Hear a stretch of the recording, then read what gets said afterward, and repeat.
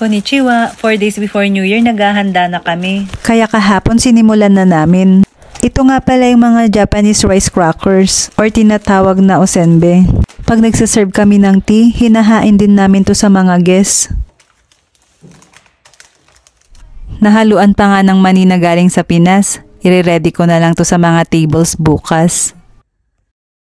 At dahil busy kami, andyan naman si Rumba para laruin si Zenchang habang nagba-vacuum ito.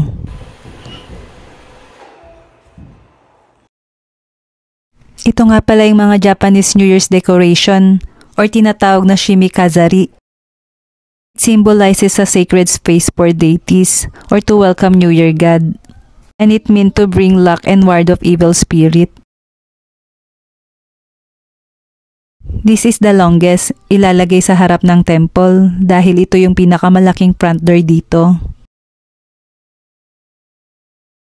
This one is bitter orange and they call it here Dai-Dai and translated as generation after generation, representing the family's wish for a long and prosperous bloodline. Ito namang white and red na paper dito dahil it look like a thunder. Good happiness will come like a thunder. This is the front of temple or hondo. Gusto ko sanang itry ito kaya lang sobrang taas. At dahil sanay na si Jen, siya na lang ang gumawa. Kaya ako naman dito sa multipurpose hall. At syempre dito na rin sa residential entrance. Kaya pala ngayong araw kami nag-decorate.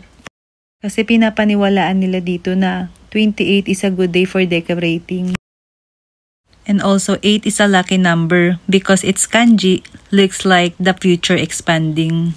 29 naman daw is double suffering. 30 is a nice round number so it's a good day to decorate din naman. Kaya lang mas okay lang matapos namin ng mas maaga ang lahat ng preparation. And 31 is considered as overnight decoration to be bad luck kasi it looks like a funeral decoration daw. But to follow or not to follow is up to you because everyone have a freedom of choice naman. But for me, it's really interesting to learn about their tradition.